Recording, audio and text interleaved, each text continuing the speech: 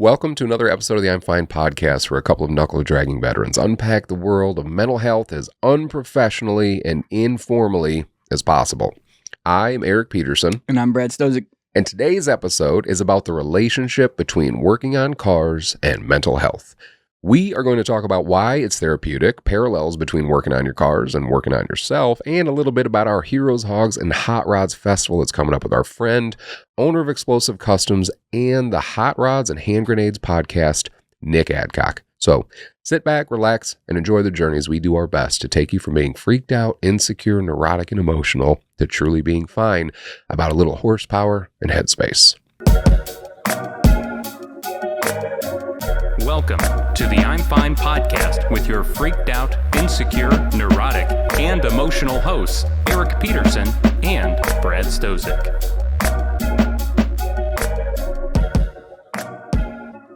I feel like I have so much more energy when we do this in the morning. I know. Yeah. Because other times when we record like 10 o'clock at night, and I'm just like, I'm just tired, man. Yeah. You know what I mean? Yeah. But here we are. Look at us. Look at us. I'm glad to be here. Me too. And I like it because you texted me this morning and you're like, happy recording day. Like, dude, Recording day. I appreciate it because I need that little bit of motivation sometimes. You know what I mean? I do. And we are coming up, I think, on 3 years, right? July this year will be 3 years. It's fucking wild. It is. That it's been 3 years that we've been doing this, and we still have at least a couple of people that are still listening to us. So yes. Thank you for listening to us babble on about shit. Absolutely. That means a lot, man. It does. It really does. It really does. So Nick, I really appreciate you being on here today, dude. Thank you again for taking the time. Appreciate you guys having me on. Yep. Thank you for bringing your beautiful dog, Luna. And I don't know if we'll be able to get her in the shop, but she's got a head like a horse, American Bully, gray and white, beautiful dog, very sweet dog. And Nick, it's really cool, man, because you came on board with our festival, Heroes, Hogs, and Hot Rods, 2 years ago. Yeah, this will be year 3 this year. Yeah, this will be year 3. And one of the things that I really enjoy the most about our festival that I think really comes through for anybody that attends is that the people that put it on, like, we enjoy working together. We have like a fun time, man. And I really appreciate everything that you bring to the table. I appreciate your passion for veterans and everything else that you do. So I just thank you again for coming on today, man. I'm happy to be a part of the whole ordeal. Yeah, dude. It's good to be involved with. And since I started the company, kind of that's been a big thing for me. And we've talked about it. Yeah. I've wanted to find a way to help vets and give back. Yeah. You know, even if it's just, a little tiny bit. And it's a little you. Like, you might think you're only doing a little bit, but to that veteran that you're helping, that might be their fucking world, bro. You know what I mean? So whatever it is that you're doing, everybody's got their piece. And so just, everything that you're doing, man, I think you're doing more than you think. So I just hope you know that and know how much we appreciate you, dude. But before we get into any more, Bradley, Yes, get into the sources. Of course. The U.S. Department of Veterans Affairs, the American Journal of Psychotherapy, the American Journal of Occupational Therapy, and the Institute of the Motor Industry. Look at you reading. I like you reading the sources because you're proving that Marines know how to read. Even if you're blind. You know what I mean? Yeah. You're letting them know. I am letting them know. Some of us. That's why I appreciate you. Thanks, dude. So, Nick, can you tell us a little bit about Explosive Customz and just your background? Like, what got you into cars? How long have you been doing it? That type of stuff. Cars for me started in a baby walker in the garage at night with my dad when he came home from work. So, Yeah. I mean, my mom's probably still got home videos of me out there with him and, Really? That's running around in a baby walker. And, Yep. I really didn't have much of a choice. Yeah. You're just born Just into kind it, of born man. into it. Yeah. Yeah, my whole family. So my grandfather and my dad, and then even on my mom's side, my grandpa on my mom's side he wasn't as into cars as my dad's side of the family, but all 4 of my uncles on my mom's side too, they've all been into cars, some way, shape, or form, whether it's classic cars or foreign cars or anything like that. And I've had a really wide variety of influence my whole life growing up. Yeah. So what pushed you into doing your own thing with Explosive Customz? I always wanted to have my own shop. Yeah. I was that weird kid that kept his pockets stuffed with Matchbox cars and all sorts of shit like that. Yeah. Mom would yell at me for filling my pockets. Yeah. And I always wanted to have a shop. Kind of something me and my dad talked about growing up, and he had a place for a while when I was growing up, and when the economy took a dive in what was that, like 08? Yep. It was just, it was like, do I keep chasing this dream or keep feeding the family? Yeah. So he made obviously the best choice, but he closed his place up and still took some stuff on the side. But from then on, I always said, man, I want to open another place and, do something for myself and get him involved. I mean, he's since moved to, he was down in Florida. He's out in South Carolina now, just outside of, I believe it's an air base out there. He's in Beaufort, South Carolina. Oh yeah, that's Okay. yeah. I think Cherry Point is right. I could be wrong. I have no idea, dude. Yeah, I'm not sure. I know they're doing all sorts of flight training all the time out there. That's Yeah. cool. So he said it's awesome to see. Yeah. But he teaches, and he teaches basically what I get to do every day, which is awesome. Yeah. And so I guess all the way up to, I did a bunch of work, fleet repair and diesel repair work and lawn equipment, heavy equipment, cars for dealerships and stuff. We had a lot of small dealerships that fed us at some shops I worked at.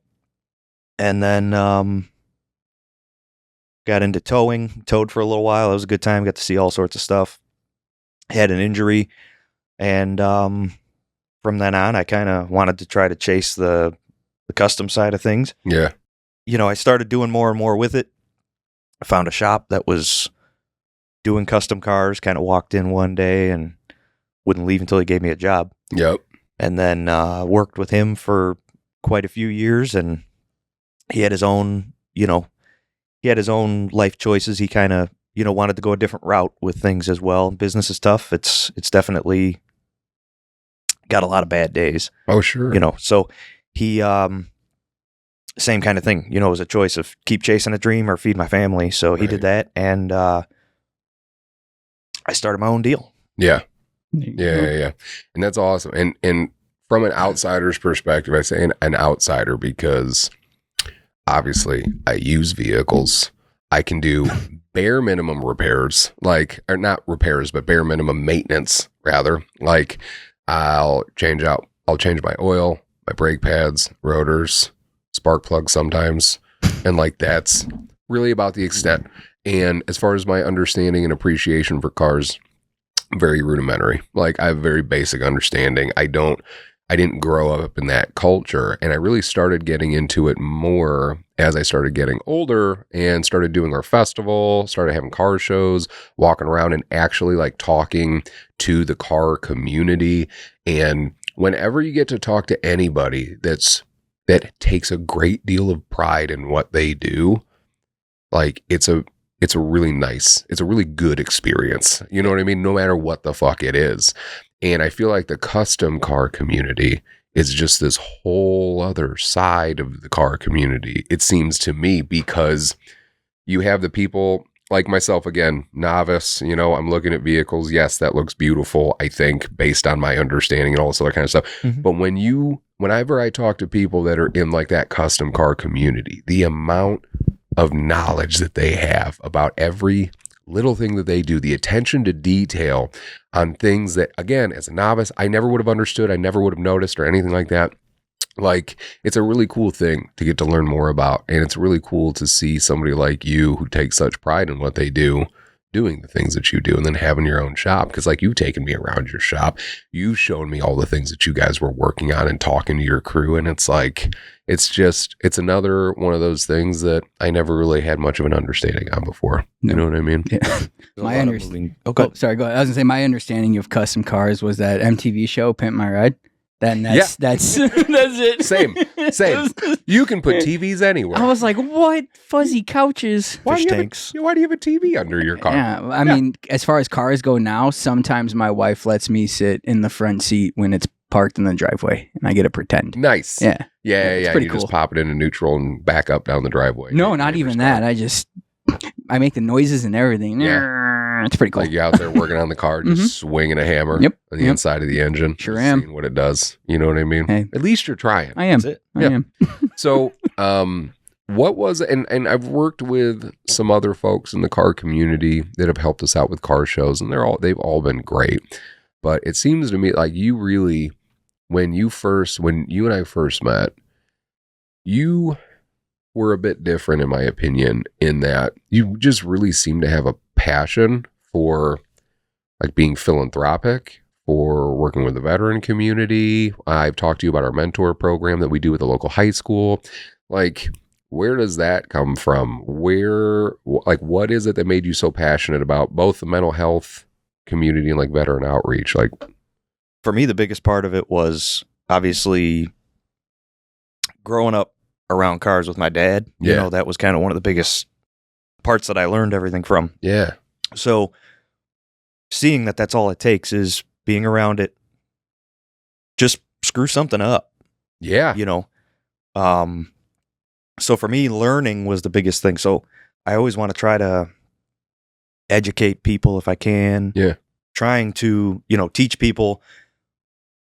And like you had said, I mean, the very basics I'd like to teach is things that you take care of on your own with your car. yeah, Everybody should at least know how to maintain a vehicle. At the very least, that should be the baseline. Driver's ed used to teach that. right. Yeah. My dad told me about that before. Well, because it gives you just a sense of pride in your things. Like, sometimes I think we take advantage of all of the things that we have because of how comforting everything we have is. But like when you actually have to do those things to your vehicle, when you change your brake pads out and then you're driving around just bleeding the lines out, just making sure that everything's like working okay and everything does work, you're like, hey, look at me.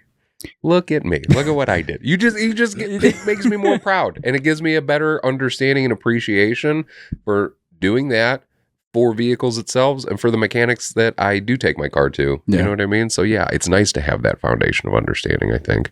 What about the veteran community? What kind of made you passionate about that? The big part of that for me was I had a lot of friends that went off into the service, in high school, and I didn't. I went the car route, was going to go to Wyotech, and I ended up changing routes. I went to Lincoln Tech, tried to get out of cars. But all my buddies that went into the military, they all came back. And, I graduated in 2010. So a couple buddies that were older than me, still within high school range, 3-4 years older.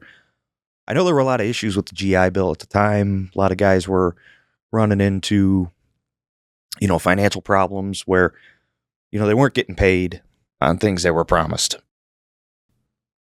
Most of my friends were all car people. Yeah. So, what was the plan? They go do 4 years, fight for our country, learn some new skills, see the world a little bit, come home and invest some money into cars and, get right back to their passion. So when I started seeing a little bit of that, that was a big part of it for me. And I wanted to, I guess, try to figure out a way to help with that, Yeah. So to take a car, send it off and have it worked on, it's expensive. Oh yeah.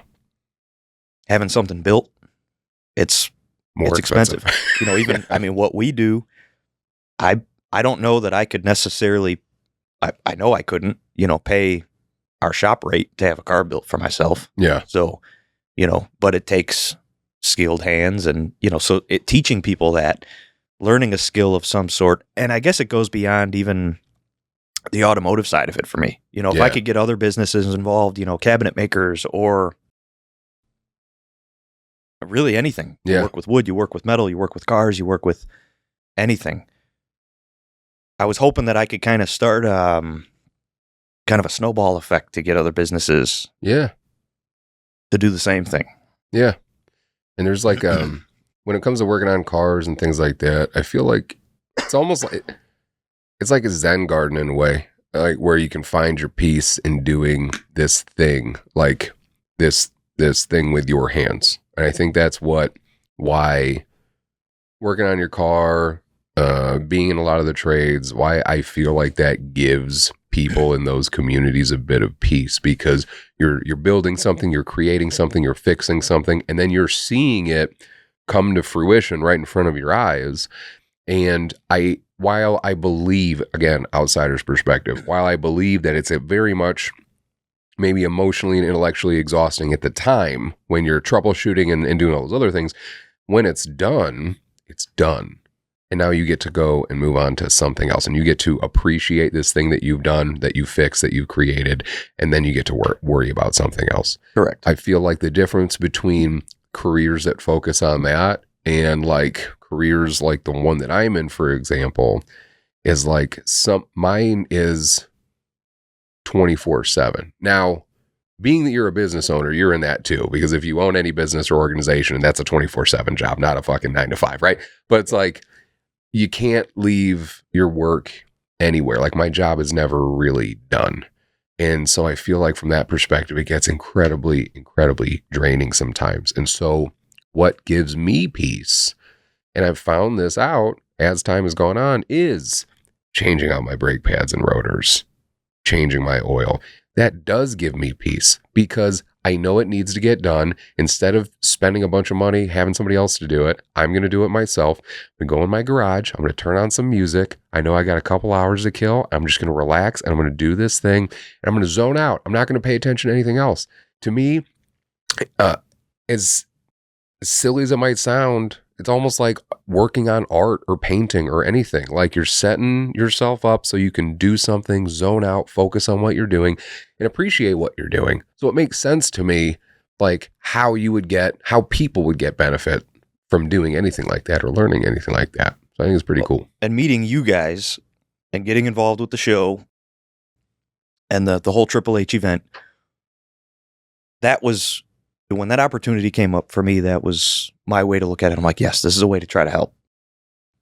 And then it's evolved, and it's continued evolving. And the more and more you guys that I meet throughout the entire group, and everybody that you guys have introduced me to, everybody's been great. We've had plenty of time now to hang out and swap stories. And, you start to listen to stories from a lot of these guys that, just their upbringing. And, if you think back to most people you meet, everybody's got a story about a classic car. Yeah. Classic car, or just really just a car, period. Because like you never forget your first car, right? Or when you were growing up, that car that you always wish you wanted. Yep. Because mine has always been a 67 blacked out Impala. For whatever reason. Again, I don't really know much about cars, but when I saw that car, I was like, that's the most beautiful car I've ever seen in my fucking life, bro. You know what I mean? Yeah. So yeah. I definitely. Mine was the Camaro after the Transformers with Bumblebee. Yeah. I was like, yeah, that's it. Like the old one at the beginning? No. Or like no. like when the newer Camaros, yeah. What was your first car? My first car? Yeah. I never really owned a car. I just borrowed my dad's car. So it was a Pontiac. I don't know. Just like a boat. Dude, I don't know anything about cars. Like anything. You like put a key in and you turn it and it goes? Sometimes, yeah. That's about it. Sometimes you push a button. Yeah. Mine was a Saturn hatchback. That thing was arguably one of the ugliest cars in the world. And then I thought hatchbacks were like, I made fun of people that had hatchbacks after that. And then I got a Hyundai Tucson and I went to a mechanic and to get it serviced. And then he comes into the lobby or whatever. And he's like, yeah, who's got the hatchback out there? I'm like, what are you talking about? And he's like, oh yeah, no, you're driving the Hyundai Tucson, right? I'm like, yeah. He's like, yeah, it's a hatchback. And I was like, fuck, they tricked me. I thought it was a subcompact SUV. You're telling me those have been hatchbacks this whole fucking time? They're still around? But those, and then when I grew up out in like Limestone, Hersher, everybody had like, I just remember a lot of like Buick Skylarks, and I was in a Buick Skylark and we hit a deer, and that thing was like the Skylark was like a boat, and we hit a big fucking deer, and it dented like the front bumper of that Skylark, but it was still fine. I can't imagine doing that with cars like now. I feel like, you know what I'm saying? Yeah. But man, oh, that's really cool. Anyway, what was your first car? Technically, my first car was a 97 Chevy Blazer, but Yeah. it burned 3 days after I bought it. Burned? Like, Yeah, I had a car fire. Damn. We don't know exactly what it was. I think a trans line went bad. Yeah. Leaked trans fluid on the exhaust. And Oh, shit. So- that was the first one. So I only had that 3 days. My second car was an 88 SS Monte Carlo. Oh, nice. So, and it was a piece of shit. Yeah.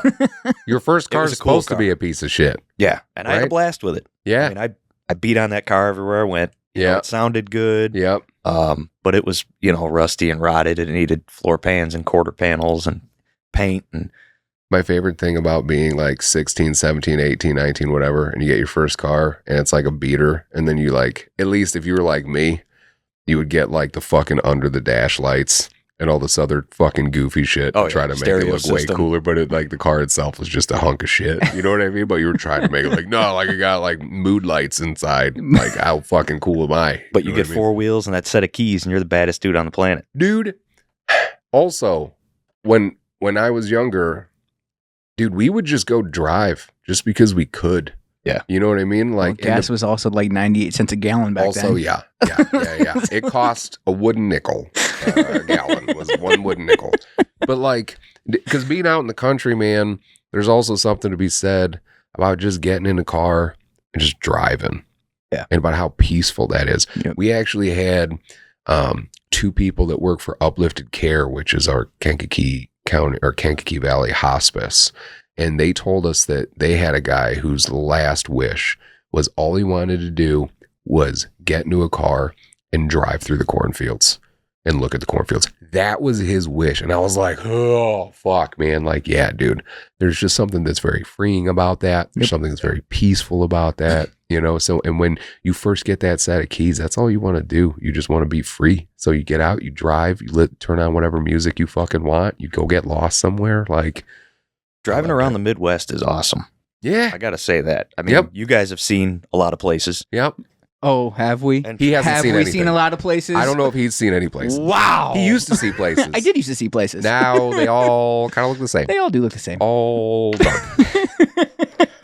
Sorry. Yes. I kind of walked into that one. I've seen a lot of things. It's okay. I walk into He's heard a lot of things. He walks. Ha. That's This is why we got to do more morning recordings. We're on top of we shit. are on top of You it. know what I mean? Sorry. Anyway, yes, I've seen things. He's heard things. But so, you travel and there's mountains and deserts and, all sorts of stuff. Maybe I'm just crazy, but when I travel, I love coming home and seeing cornfields. You're crazy. Dude, That's- I'm the same way. Really? It's peaceful for me just because I was born and raised in it. Yeah. Yeah, it just makes me feel peace. And also because of the expanse that I can see, I don't feel crowded. I don't feel claustrophobic. Like sometimes when I'm in bigger cities and stuff, and maybe that's because I'm getting older, maybe that's a facet of PTSD, maybe that's because I've always been that way. Mhm. But like, I feel like I'm just claustrophobic. Yeah. You know what I mean? But when I'm out and it's nothing but fields and I can see to the fucking horizon, like, yeah, man, no, I get a little bit of peace with that, I think, too. I I can- definitely get that. I could see that. I think I I don't think you can see that at No, all. I can't see it, but my piece is the mountains. Like still being outdoors, just like Oh, yeah. mountainy. Yeah. But yeah. It's great to be able to go to those places, too, but I love coming home here. Like, I just love coming back home to the Midwest. And also, I feel like the Midwest have some of the nicest people in the world. Yeah, we are pretty nice. We've had people come into our festival from out of town, and that Peppo from Peppo Subs. What is his first name again? Robert. Robert Peppo. He came down, and do you know where he lives? Is he somewhere up north in Chicago or something like that? He's, I think he's up in Homer Glen.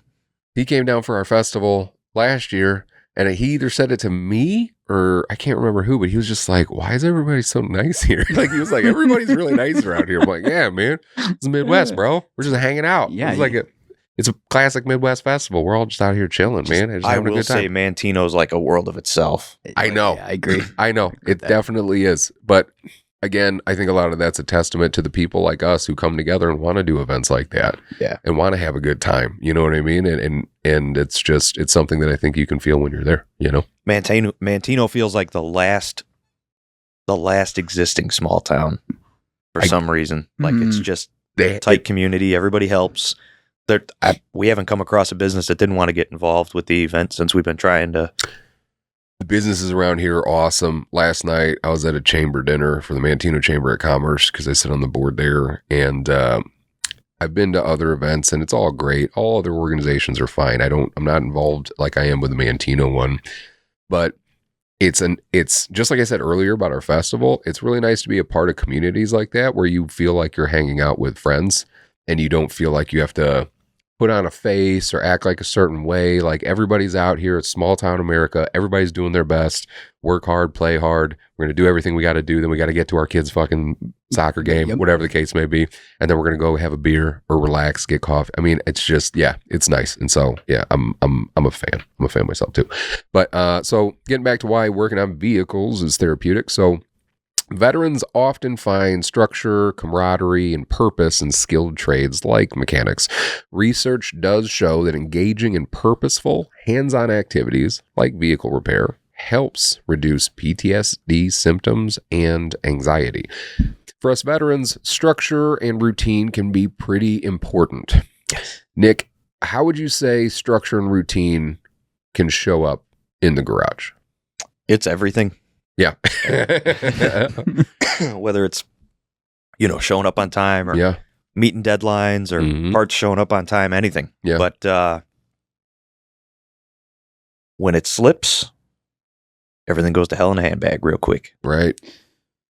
So you have to have that plan. You have to have that structure. You have to have that routine when it comes to working on vehicles. I imagine when it comes to servicing, trying to diagnose issues, I have to imagine you have a bit of a routine as far as like the steps that you go through to identify what's working, what's not, what needs to get done from a priority perspective. Right. So I can also see why veterans it seems like a lot of veterans, because there's a lot of nonprofits, I'll talk about a couple of them later, that focus on getting veterans in the garage, because I believe the routine and structure you need to work in that field, it makes an easier transition, right? From like what they were used to in the military. When, if any, did you realize that working on cars affected, good or bad, you mentally? It's a passion for me. Right. So it helps mentally. Yeah. It always has. It's been a way for me to deal with anything in life, stress or, confusion, anything. I mean, whatever I've got going on, I've always been able to channel it into working on cars. Yeah. For me, being on the running the business side of things, that's where you can, you start dealing with the negative effects. Yep. Mm-hmm. So I've had plenty of days that are, you don't even want to get out of bed. You don't even want to walk in the door over there. But it's fun. Right. Every day's fun. Yeah. Working on cool cars, and especially the cars that you get to work on. I have to imagine though too, I mean, I feel like if, and that's a huge if, I was ever skilled enough to be a mechanic, I would just have some hunk of shit car in the back that I could just hit with a sledgehammer whenever I had a bad day. That might be something we need to put in place. You know what I mean? Like that's just, you got to get some shit out. You got to get some stuff out, go back there, just swing the sledge for a little bit, get some energy out. Like you got to do something. You know what I mean? And I feel like with all the work that you put into working on cars, I can see how that can also help you out mentally when you're angry, confused, whatever it might be. I just had a question pop up. The newer cars with the not mechanical, but like the electrical stuff, does that make it harder to customize cars now? It does, and we generally stay away from that. Okay. Most of what we work on is, older classic cars. Gotcha. We'll go as far as newer style engines going in the cars. So late model engines, there's a little more electronic stuff, computer controlled, fuel injection, but we don't deal with any of the newer cars really. Gotcha. Has anybody ever tried to do anything crazy to a Tesla custom wise that you know of? Not with us. I don't even know if it's fucking possible. Like, just put it on some gigantic fucking wheels or something. I don't know how else you would customize that thing. I think Tesla just did it itself with the Cybertruck or whatever. That's what I'm saying. The Cybertruck's just the weirdest fucking. It looks like the Batmobile kind of. But we say that now, and then in the future, it's going to be every vehicle might look like that, and then That's we're going to be true. the fucking assholes. You know what Yeah, I mean, Elon's just building all the cars that were cool in the movies, in the future movies. You know? Right. That's all That's it is. true. Well, it's like the DeLorean Yep. in Back to the Future, but that one didn't seem to pick up. You know what I mean? As far That as car like, was a hunk of shit. was it? Well, they got us with the doors. Yeah. You know what I mean? The fact that the doors opened up that way, we're like, that's the coolest car I've ever seen in my fucking life. That's where all the money went into. They're like, we got to figure out how to get these doors. But the rest of the car They was went, just nope. fucking shitty. Yep. Or have you ever seen anybody, whether it's customers, employees, use the garage as a tool for their own mental health? Yeah, I think a lot of my customers that stop in just to hang out, sometimes it might just be because they're at home bored or Right. because a lot of times we've got some great clients that come in and they'll just stop and hang out. Yeah. You know, we're working on their stuff, working on other stuff. They just enjoy seeing what we have going on. Yeah. And I'm sure a lot of them, the vehicles that they're having you work on, it's like a sentimental thing sometimes. It's a passion project for them. Maybe it was their dad's car, their mom's old car, their grandparents, whatever the case may be. And they're watching you take something that meant so much to them and doing something amazing with it and creating something that they're going to be proud of that they might pass down to their kids or whatever the case may be. I mean, that's a really cool thing to be able to do. And I actually, we don't have to drop his name, but I met an employee of yours and I met him in the gym. Really good dude. And he follows us a little bit. I think he talked to me. I think you listened to the podcast too. And he told me a little bit about his backstory. And this guy, he seemed like he'd been through a lot. He'd just like a lot of vets I know, the guy wasn't a vet, but he'd still been through a lot in his life, had issues with substances, things like that. And then he got into being a mechanic and he found that as the thing that he could channel his energy into and that he loved doing it. And it was something that really gave him purpose and helped him. And it was that one thing that he could go to instead of giving into any of those urges on anything else. And it was cool for him to share that with me because I don't know how mechanics view mental health. I don't know, You know what I mean? Because when I think of mechanics, I put that in the same category as just like any other trade where it's just like, What feelings? yeah. Yeah. So, I mean, how do you feel like mechanics view mental health? Is it not so much a concern for them? You know, is it kind of that hard-nosed, just grit your teeth and deal with it mentality still?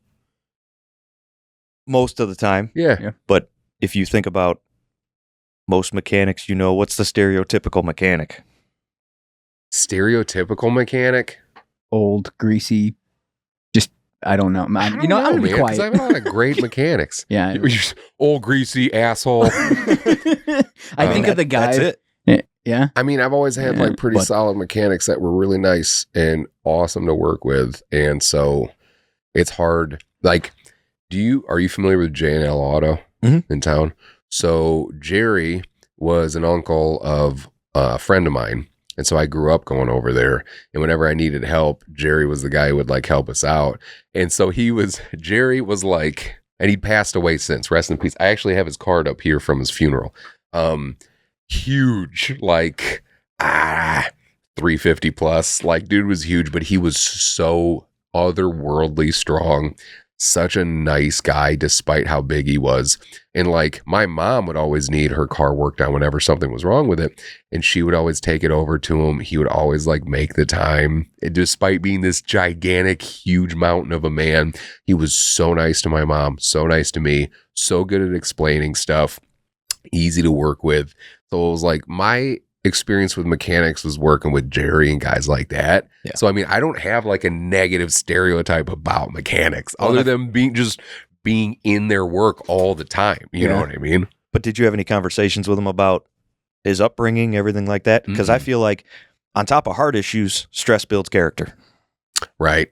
Yeah, for sure. So some of the best people in any field that I've ever come across have dealt with a lot of stress growing up or, you know, any sort of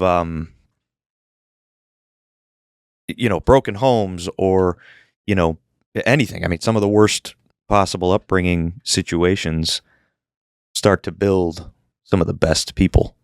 Yeah, definitely. It can go the other way too, but I think most success stories that you hear, and it doesn't necessarily mean they're driving around in a Bugatti. Right.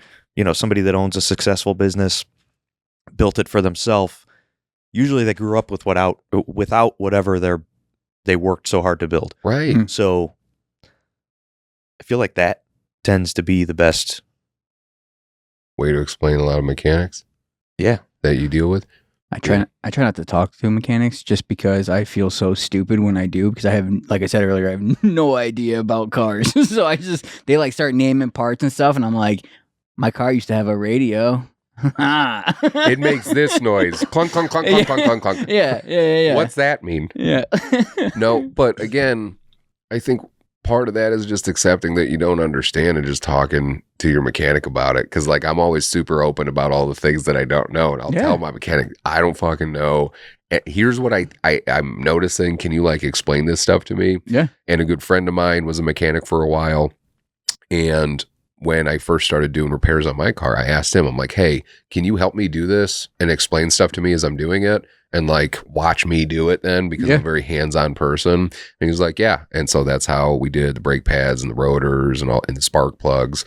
And it was good for me because I needed that understanding. Yeah. You know what I mean? Question about mechanics. So would you say, just like the personal opinion, mechanics like yourself who own your own shops and things like that, do you think you have personalities compared to like a mechanic at like a Toyota dealership, or like someone who just works on like the same bullshit over and over again? Is that like do you think there's a difference between those two types of mechanics? On my end for hiring, it does cause a lot of troubles. Okay. Because you would think... Interesting. I didn't think about that. You would think, okay, you got a dealership mechanic, and I'm not saying all dealership mechanics are... Yeah, right. Yeah. Generally, the way it ends up going is, like you had said, they work on the same thing over and over again. The cars change a little bit as the years go on, but, if you're working for Toyota, a Camry's been a Camry for how long? Right. So they don't change much. And when those cars come in, you know what tools it takes to do the jobs that you're doing on those cars. If there's something common that they need, warranty type work, anything that goes wrong with them, that car rolls in and they go, oh man, okay, I'm going to go grab my special drawer of tools specifically for doing this, right. And so they're used to a small group of cars, less than 10 vehicles all the time that they work on one at a time. Then you get into, what we do, or a small mom and pop repair shop. Mm-hmm. They're doing mechanical repair work, maintenance, things like that. You might bring your car. You might bring a car. Two totally different ends of the spectrum. Then you got the guy down the street with a big diesel pickup truck that takes it over there to get work done. Then you got the guy with the classic car that brings it over there just for a tune-up. Right. So they're working on everything. And for what we do, there's really we don't generally get the same car over and over again. Right. Sure. And it's never the same job. Even if we got the same, you bring us 2 69 Camaros, build the same car. They're probably going to be two totally different bills when it's done too, because unless you start with, you'd have to have perfect circumstances. Sure. Cars that you found that were similar condition, but everything ends up being different. So for us, generally dealership mechanics don't tend to make the cut, only because they just don't have the diversity in the knowledge. They're just used to one thing, and that's nothing against them. Right. Because I wouldn't know anything about the cars that they're working on. Right. I didn't think about that. And also from the perspective of like, I would imagine the more corporatized the shop you're working for is, that I have to imagine if you're working in a dealership, it might be about numbers, right? Because you're constantly having these cars coming in like every day, and you got to get them done, because you got to get them done, move on to the next car, get them done, move on to the next car.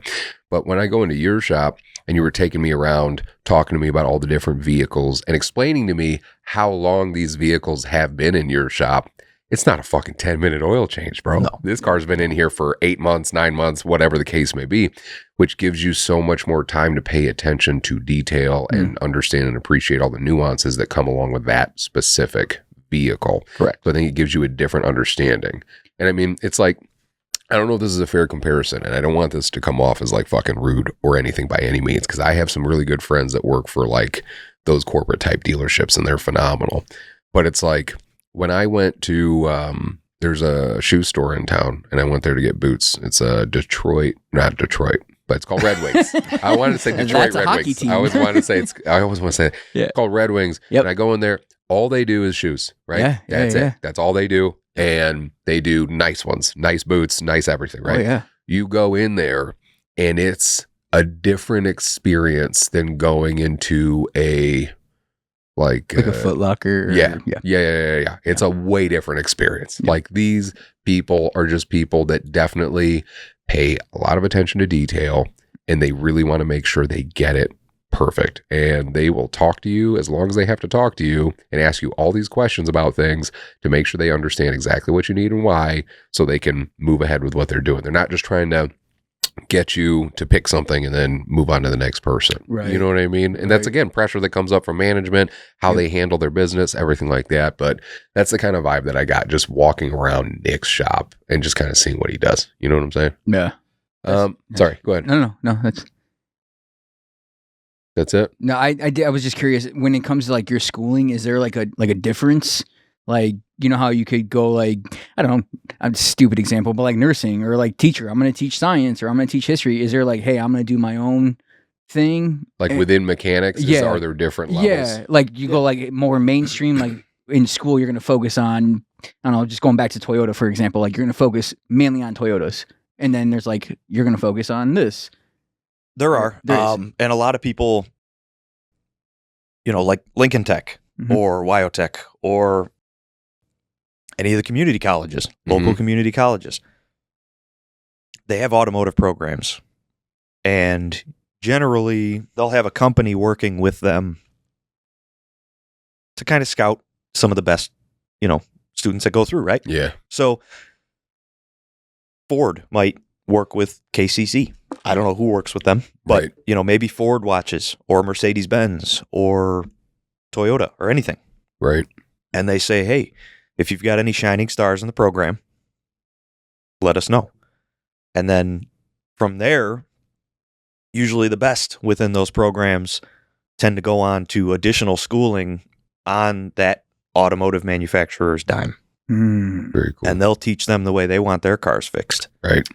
Ah, gotcha. It fast tracks them to being certified for working on their vehicles. It does help them move up the ladder faster at a Yeah. dealership if they do get into one. Right. But then there's also schools for things like we do. And there's, they teach you metal shaping and they teach you how to weld sheet metal, not just welding a bridge together. Right. I've got buddies that are pipe fitters, Yeah. Iron workers. things Yep. like that. Same. It's a hell of a job, Yeah. but they can't come in and do sheet metal. Most of them can't. Right.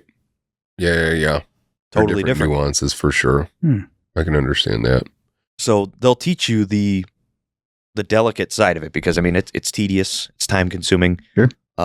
Painting. There's plenty of schools that teach automotive refinishing. So you'll learn the basic steps of starting with a panel, just a fender on a car. Needs a scratch repair or a dent repair, anything like that. So you'll learn the basics of that and do the repairs all the way to the finished, polished product when it goes back to the customer.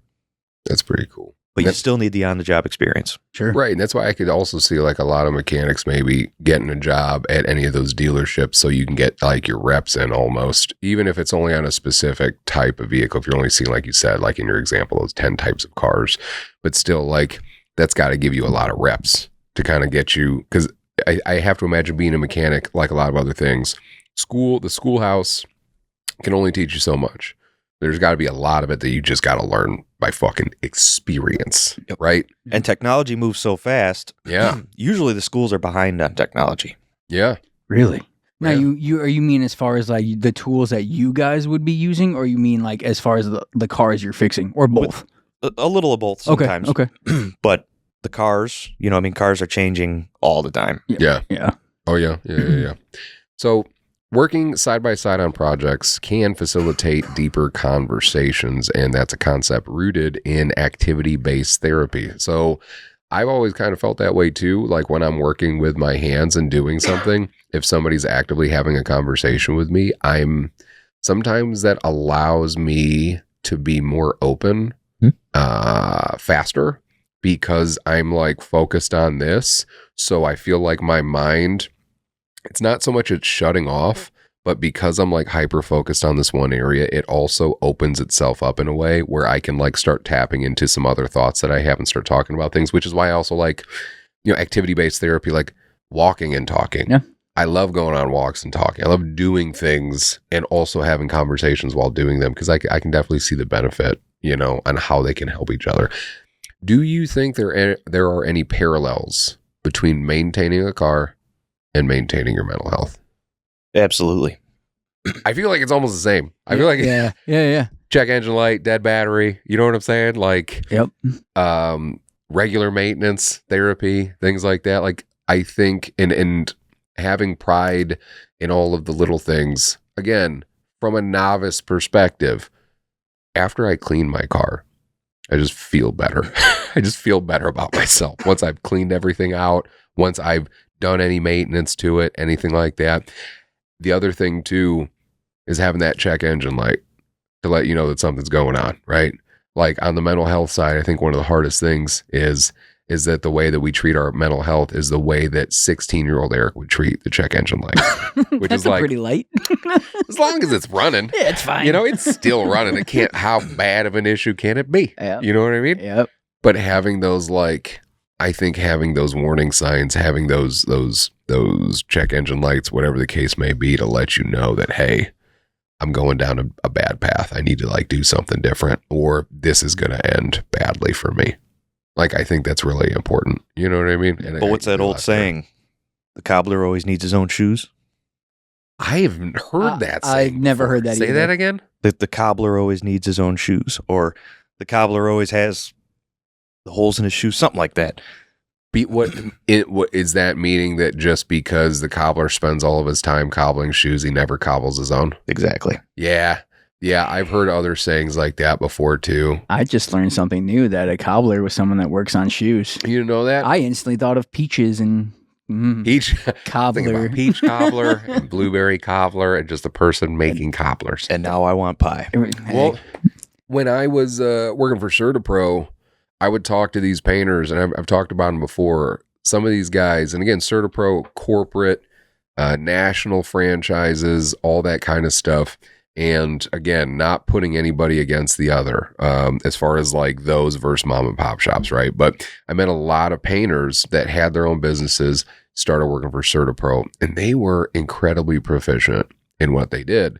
And I learned a lot from them that I applied to a lot of other areas of my life. But one of the things that they told me, that a lot of them would tell me, is like all of them had shit that they needed to do at their house that would only take them a few hours that they haven't done in months. You know what I'm saying? Because they spend all day doing it. And so when they get home, the last thing they want to do is that. Paint, yeah. You know what I mean? So I understand that. What if it's also a mental health thing too? Because I don't know about you guys, but when I help people, before I even help myself, I think I like doing that more, if that makes sense. I think it's easier to help others than it is to help yourself. Yeah. Well, you know 100%. What I mean? Yeah. You know, Yeah, it's way easier. And it's like, because the idea of helping yourself and working on your own shit sometimes is so intimidating, and you don't even know where to start, and you know it's going to be difficult and take a super long time and a lot of effort. But you know what I could do? Could ask this guy about his fucking problems. That's true. And I can help him out. And then I don't got to worry about my shit. Yeah, that's a good call. But the other thing too that I learned from painters, and I'll take one step back. So when I first started Fat, one of our taglines was "Know," and I stole this from somebody. It was "Know the way broadly and see it in all things." And I stole it from Miyamoto Musashi, who was a 16th century Ronin, who's a samurai without a master. Traveled around the countryside, just braining dudes. He was like the best swordsman that's ever been, to an insane degree. And he wanted to find enlightenment through his fighting style. That's how he thought he would find his peace and enlightenment, was by just being the best swordsman ever. And he did. He became like the best swordsman ever. He goes to the top of a mountain when he's in his 60s, and he writes a book called The Book of Five Rings, which is all about his two-sword fighting style. But if you read it, there's a lot you can pull out of it from like a philosophical perspective. Like it's honestly, in my opinion, it's an amazing self-help book. And he said, know the way broadly and see it in all things. So you find enlightenment in one thing, and then you use those tools and you apply it to other areas of life. So for example, he was a swordsman. In his later years, he became an artist. He became a painter. And there's a painting that he has that I have a reprint of upstairs called The Shrike. And the Shrike painting was done by Miyamoto Musashi, and it's this bird sitting on this long branch, or blade of grass rather. And the blade of grass, it's like you could almost tell that this dude was a fucking swordsman by this one gigantic brush stroke that he took to make that blade of grass, right? So it's like you can take things from other areas in your life and apply it to other areas to help you out. So like painters, one of the biggest things that I learned from painters in the painting industry, these guys would come in and, for example, we had this one house that we were painting out as an exterior, beautiful house. And it was like 2 stories. I couldn't tell you how big it was, but it was a gigantic house. And the owner was an architectural engineer who designed and built this house. He was in his 80s. So when I say beautiful, like it was immaculate. It was amazing. So I had this crew go in there, and this crew was one of the best professionals. Like they were amazing at what they did. And they got this house done, and this house cost, at the time, it cost like 19 grand to paint the exterior, right? It was just siding, I believe, but that's how much it was. These guys did it in less than a day, less than 24 hours. They did it. And the architectural engineer calls me up about it, and he's like, man, I got to give you $19,000 for 24 hours. And I said, were there any issues with it? And he was like, nope. He goes, that's why I'm pissed. He goes, I can't find anything to be mad at. And so I go out there and I'm talking to the supervisor. And the supervisor had since passed. His name was Aiden. He's a phenomenal guy. I asked him, I was like, how do you get this stuff done so fast? And it was because, and he shows me his process. And you would think, if you didn't know anything about painting a house, if you needed to paint a house, you show up, you start painting the house. He would take so much time for prep work. So much time. Every project I ever saw him be on, he would, before brush went into paint, dude, that was like one of the last things that he would do. Like he was doing all of the prep work first. So the second he picked up a brush, he was going and he would fly through it. And he taught me how important preparation was with everything that you're doing. You know what I mean? Like they would go so much faster than any other painter, any other crew. And in my opinion, it was because of how much time they actually put into the prep process, which you don't necessarily think would happen. And so I see that. And I deal with veterans that are going through veterans treatment court. And some of these veterans that are going through, it's a problem-solving court. Some of these veterans have issues with substance use and all this other kind of stuff. And in the very beginning of the program, it's a very long, arduous program. It's like 18 months. And you have to be sober for 18 months. And some of these veterans in the very beginning, understandably so, have a hard time maintaining their sobriety because they're trying to find all the tools. They want to hit the ground running and just be sober. And I've talked to them and I've given them the analogy of like, here's what I learned from these painters. You got to understand, it's all about the prep work right now. Yep. Like right now, you're setting yourself up. So when you get your sobriety, you are fucking gone. Like you maintain it, you got it, you're going. You know what I mean? You can't be mad if it takes longer to get to that point because you're just doing the prep work. The prep work is going to make it that much easier for you when you start getting through it. You know what I mean? Anyway, sorry. So do you find, Nick, that people open up more when their hands are busy? Do you not so much notice that in the shop? Curious what your thoughts are on that. Yeah, it happens a lot. Yeah. It's, my whole life working on cars, I think a lot of good conversations come with that. But I tell everybody, I think the 3 best things that bring people together are cars, music, and food. Yeah, dude. Yeah. Hell yeah. Yeah. That should be our tagline for our festival. Yeah, it should. But yeah, I definitely agree. Can you imagine sitting in a car listening to music while eating something? I'm waiting for drive-ins to come back. Yes. Because I feel like drive-ins need to come back. There's They still- sort of came back around COVID. Oh, so there's a couple still that are around, no? I think there's one like an hour away, but still. Like a drive-in movie. Yeah. Hell yeah. Like those, I feel like those need to kind of come back. You know what I mean? Because there is definitely a good feeling you get. And people, like all of the good memories that I have associated with cars. So again, and this is going to, when my wife and I first started dating, and I don't think I've ever told this story, because we just wanted to get away and because we were young and we didn't have any fucking money or anything like that. We didn't have money to go take a vacation somewhere. We would get in the hatchback. I had a different, I don't know, I think I had a different car, but also had like a hatchback style. But we would take it around and drive wherever we could. And then we had a whole setup in the back where we could just sleep. And we would just stay at rest areas and we would lay in the back of the hatchback, and we would have the old school iPod and listen to music. The original. Yep. And then when the one came out after that had video, we were watching movies in the back of the car on this screen that was like a third of the size of your phone. You know what I mean? Yeah, but just having the greatest time ever. We were just having, you know what I mean? And we were able to do those things because of the car we had. Like there were a lot of great memories that we had associated with that, you know? I think once your hands are busy, with cars or anything, for us, definitely the cars. But when you're keeping your hands busy and you're occupying your mind, you're learning something, you're honing a skill, you're fixing something, repairing some, you're problem solving. Yep. It does help to start opening up. Oh, it has to. Yeah. Yeah. I could definitely see that. Yep. So when it comes to mental health challenges in the trades, 1 in 4 workers in the auto industry experience mental health issues with limited formal support sometimes. Is mental health something that's ever really discussed in your shop or discussed in any of the shops that you've ever been at? Not in a lot of the ones I've been at, but definitely in my place. Yeah. And you've had conversations with, me or employees or anything like that. And no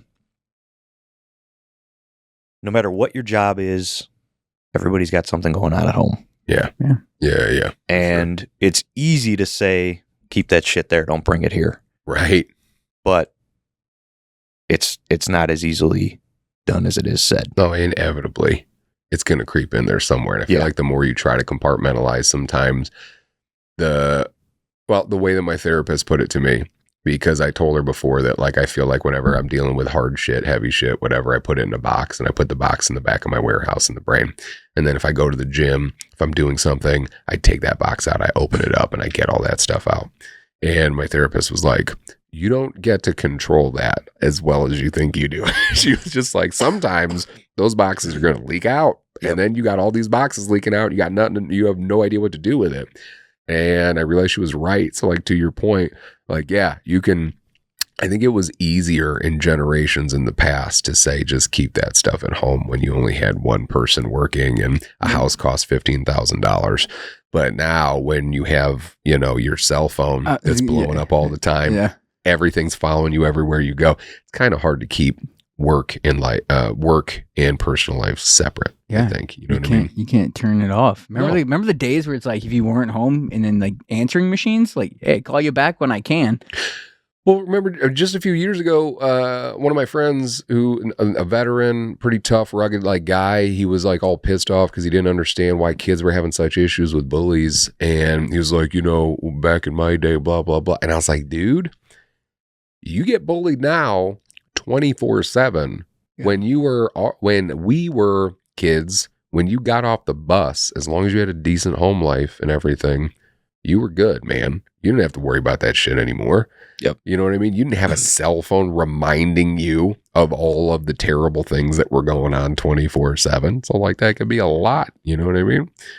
So what do you think some of the mental health challenges are that mechanics face?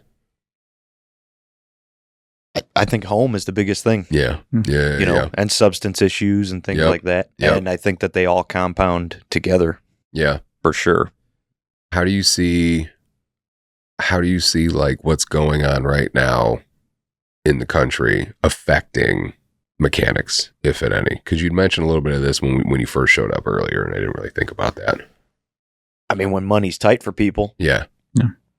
they turn to anything to cope with stress. Right. Money's a big one for people for stress. Right. Yeah. Right. So, and with what we do, our shop is all luxury money, Yeah. basically. Yeah. You're not going to come to us, you're not relying on restoring a car to drive that car to work to earn a paycheck to feed your family. Right. So, Right. Passion projects. exactly. Yeah. And that's what put me into it, is I'm passionate about it. Right. But I've had points throughout this business journey that passion starts to die off because money gets tight, or people get pretty demanding on wanting, Mhm. that classic car back.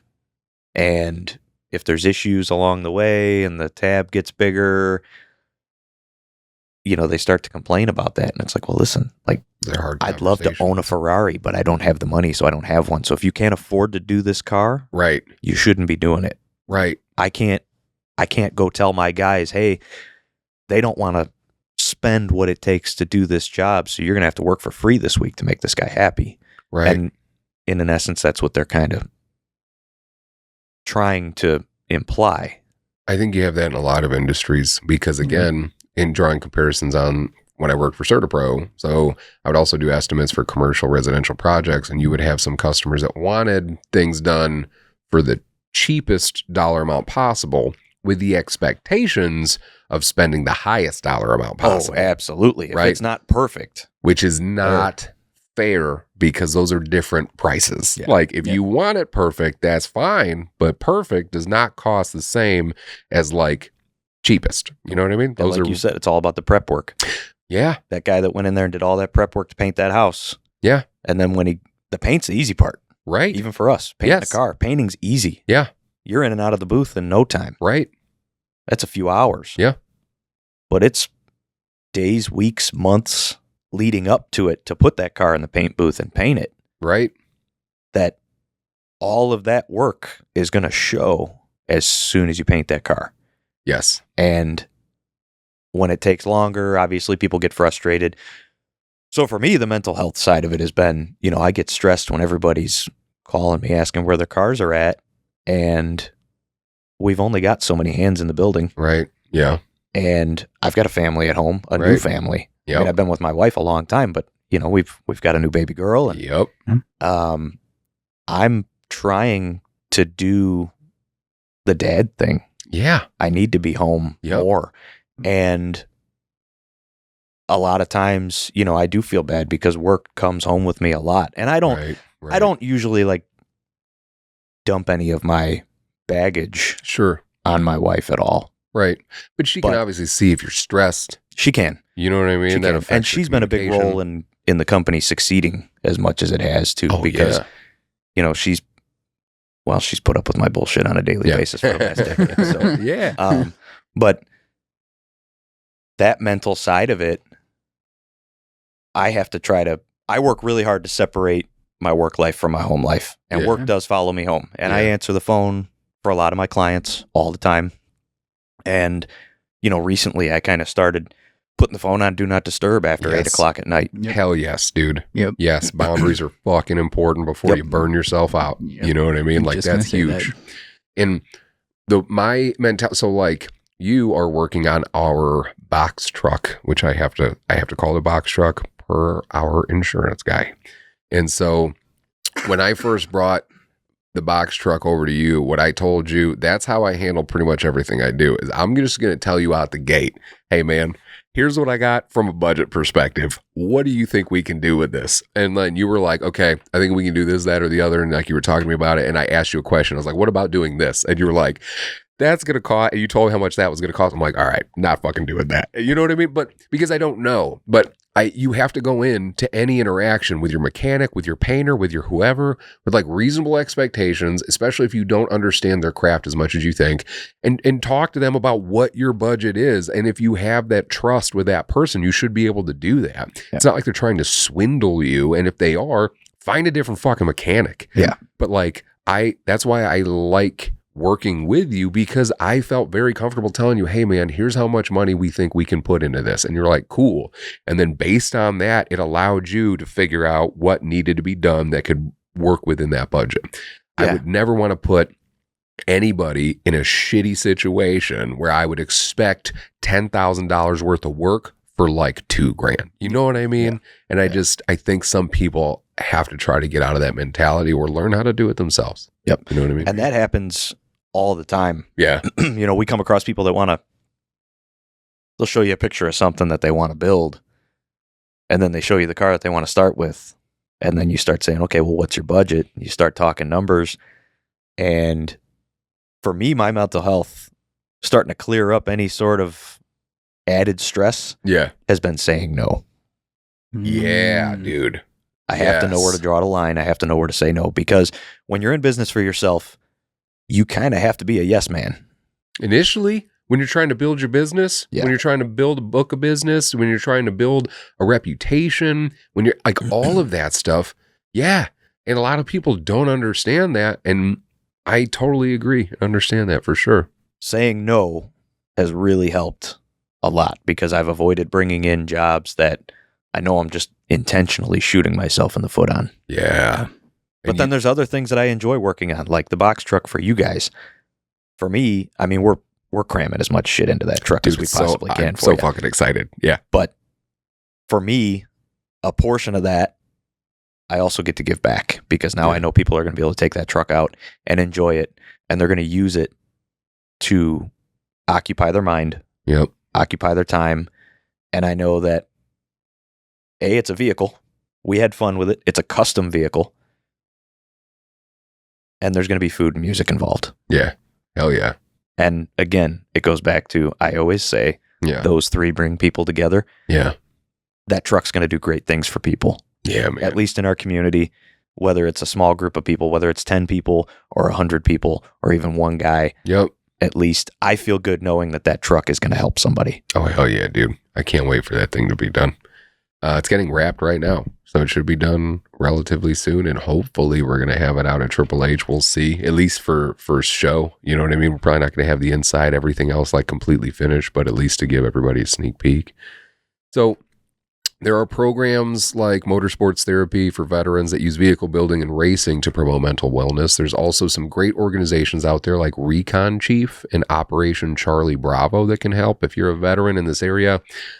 Operation Charlie Bravo, OCB, they're Northwest Indiana. They have a few other chapters as well, and they work on motorcycles. So they have, I think they have a program called Hot Rod Therapy. You got to check out their website. But there are definitely organizations out there. If you are interested in starting to get involved into turning some wrenches and seeing how that makes, how that impacts you, there's definitely nonprofits out there that you can check out. Nick, what advice do you personally have as far as what would you say to somebody that was dealing with stress or depression? Find something that you love and do it. Yeah. If you're passionate about something, do it. Do it for a living. Sounds simple, but the truth of the matter is, like when it came to starting our podcast, we talked about it forever. Yeah. And then it took our producer, Jake, to just be like, dude, you just need to start doing it. Just start doing it. He goes, you'll figure it out as you guys are going. And if it wasn't for him telling us to just do it, I probably would have continued thinking myself to death forever. Like, and again, there's a line in the sand between doing all the prep work, you know what I mean, that's necessary, but also putting way too much into it and not even starting it in the first place. Yeah. So I mean, I definitely agree that sometimes you just have to get started. And I had somebody tell me recently, and I've been saying it ever since because like it clicked with me and I liked it. Somebody told me that I seem like the type of guy that builds the plane while it's in the air. And I was like, yeah, that's a very accurate description of how I handle myself. Because when it comes to a lot of the things that we do on the nonprofit side, I'm like, just start it. We just got to start it. There's going to be problems. Yeah. And we're going to figure out what those problems are. And then we're going to polish it and we're going to keep moving forward. And we're going to keep changing things. Like before this episode, Brad and I were talking about the crisis program and how we've been moving through it, what we've been changing and what changes you need to make. You just have to start it. Do the necessary prep work to be educated on what you're getting into, but then you got to start doing the thing because you're going to learn a lot of the other shit when you're doing that. When I was a private investigator, they told me, I forget what I had one of the best trainers ever, in my opinion, when I went to my PI training. And he told me, I'm going to teach you everything I know. I'm going to teach you everything in the book. I'm going to teach you everything I can. And he goes, and after that, that's about 20% of what you need to know. Yep. And he said, the other 80% you're going to learn when you're out there. Yep. And I was like, that always stood with me. And you need to be ready to fail. Yes, you have to be ready to fail. And you can't let that failure stop you because you have to understand that failure is a learning experience. Yep. There's no amount of planning that can go into getting into anything that you decide you want to do with your life. A new hobby, new career. Yeah. Anything. Yeah. Just start it. Yep. Try it. Yep. Screw some stuff up. Yeah. Solve the issues along the way and get really good at something. Try not to make the same mistake twice. Yep. The first time you make a mistake, it's not so much a mistake as it is a learning experience, depending on the mistake, of course. But as long as you don't make that same mistake twice, that's got to be your goal. Because then you're just learning. Unless you're blind. I stay running into stuff. That's fine. And that's fine too. There's nothing wrong with that. But how do you think veterans or civilians could get involved with car culture as therapy or just car culture at all? And I say that from the perspective, again, being an outsider, not knowing that much and being intimidated. Because if I go and I'm looking at a car, like I said, that Impala with you are going to be like a fucking encyclopedia on all of the things. And I'm just like, it's pretty. Like, I don't feel like I can be around the car culture because I don't really, it's intimidating because I know what I don't know. So how would you suggest vets and civilians alike can get involved? There's a million ways. I mean, almost every town and around here has some sort of a cruise night that happens. Yeah. You know, they're everywhere. Yeah. Usually within a few phone calls, you know, somebody that's working on cars. Oh, yeah. You know, as a hobby. Yeah. Something cool, something, you know, more than just maintaining a daily driver. Right. Call those people, reach out to them. Yeah. If you got a friend that's got an old car, they go to cruise nights, car shows on the weekends, things like that. See if they'll let you tag along. Right. You know, if you're local to the Manteno, Illinois area, stop by our shop. Yep. Take a look at some stuff. Yep. I'm in the works. I have been for a couple of years, and you and I have talked about it a lot, of getting some sort of a veteran program going with our company. I want to build a car with veterans. I want to build a really nice car with veterans. Yep. And I want to use the car to try to get more veterans involved and try to help them out. And maybe it's not always vets. I mean, I'm sure there's going to be tons of community civilians and things like that want to get involved with helping with the project. Yeah. And I'm not going to turn those people away. Right. But I want veteran hands to help build the car. Right. And when the car's done, we need to auction the car off. Yep. And somebody will want the car in a collection. And then that money can be donated to some form of a cause to see to it that veterans either A, have someone to talk to, a place to sleep, a meal, whatever that takes. Yeah. Oh yeah. It's a beautiful thing, man. And also I've found it to be not nearly as bad and scary as I thought, as far as like, if you do go to a car show, obviously these guys and gals are super proud of whatever they brought, and they're more than willing to talk to you about it. Mm-hmm. So like I brought my kids to the car shows in Kankakee when you guys were out there. I saw Guido out there, and when we were doing the golf cart, you know, and we were driving it everywhere, I brought my family out there, and I just started like asking questions to some of the guys that own cars, because that had cars there on display, because again, I don't really know shit. And I would tell them like, hey, I'm going to sound like an idiot. I don't really know much, but you know, and I would ask them some questions about their cars, and they were always so cool and excited to talk to me, to explain things to me, which made me feel way better and not like such an idiot. You know what I mean? So sometimes it's like you said, you just got to get out there, go check out a car show, and just start talking to some of these people, and maybe you're going to find something you really like along the way, you know? Yep. Start the conversation, break the ice, and you'll realize that people are going to talk. They'll open up. Yep. They'll be usually willing to help. Oh, yeah. I've come across a few dick bags at the car shows and You get stuff, that but I just everywhere, bro. avoid them. It is what it is. Yeah, But you're always going to have those guys. But for the most part, a pretty positive crowd, pretty good crowd, I think. Yeah.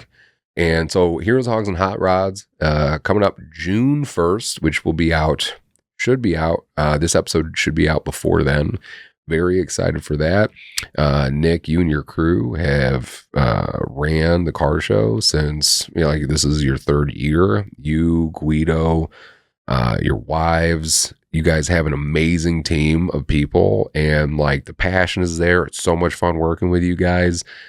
I'm really excited for this year because we extended to a second parking lot, because like every year so far, you guys have like way exceeded your space and needed more room for all the cars that were there. Yeah. And last year you learn, and I've said this before, you learn a little about somebody when things are going great, but you learn a lot when things go wrong, right? You learn a lot about people when things go wrong. And last year, and I feel like I'm going to talk about this, hoping I'm not shooting myself in the foot or bringing any bad juju my way. We moved the festival one day, less than 24 fucking hours, because it was planned for a Saturday. We were watching the weather. It looked like dog shit. As it got closer, we were going to give it every benefit of the doubt to see if it would possibly shift.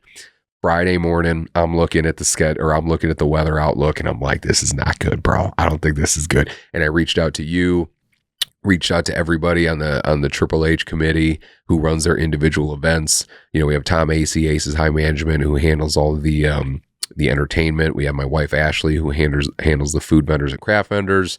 Karen Smatansky, Ashley Appleton from the Veterans Assistance Commission that run the Mental Health Veteran Resource Fair. Tony and Robin Susi from One Way Strength, who run the strongman competition, and Kyle Lund, who runs the barbecue. And now this year he's got a friend, Sean, who's amazing too. And we had all these different people on this call. We had to move it one day and win less than 24 hours notice. And it was insane to watch everybody work, because we had that call. I could see the look on everybody's faces. Everybody wanted to fucking kill me because nobody wants to do that, man. It was a lot of work, but everybody, like, I explained why we had to do it the way we had to do it. We all talked about it initially. You and Guido were like, hey man, we can't do the car show. There's just no way. I'm like, I got it. And we were just going around event to event asking who can still move it, who would have to cancel completely, right?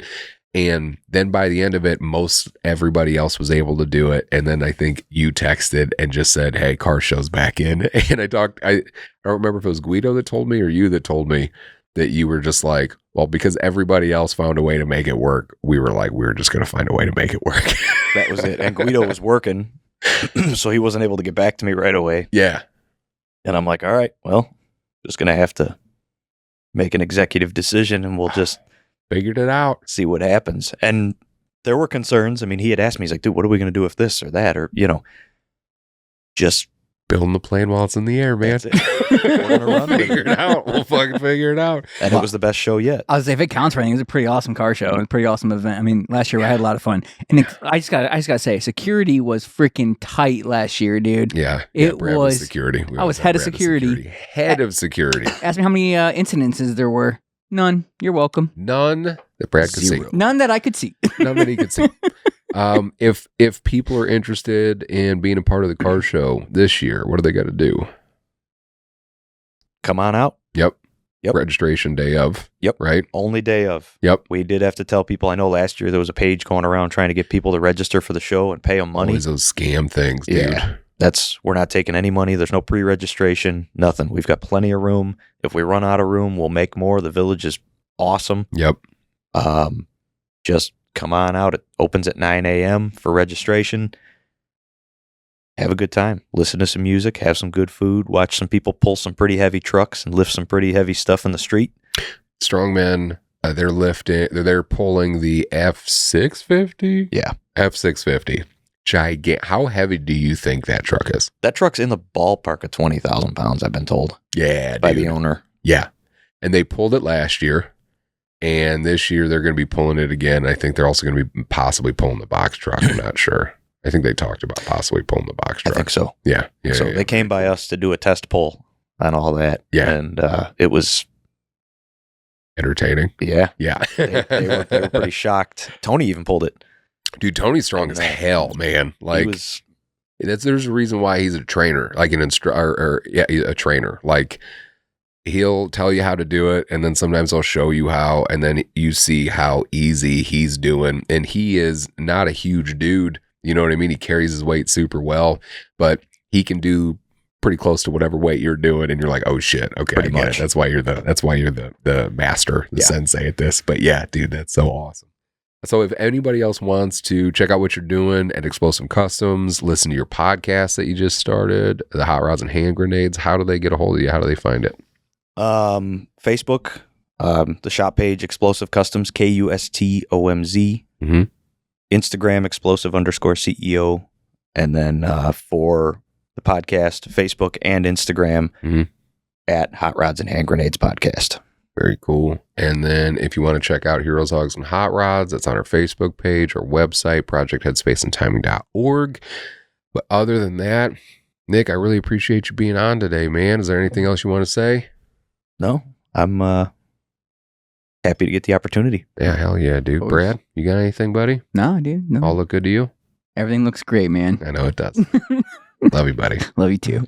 So thank you again for tuning in, listening in. If you have any feedback as far as like how working on cars, bikes, or the garage itself has helped you and your mental health, let us know. Reach out to us. Comment on this episode. Share it. Send an email to us.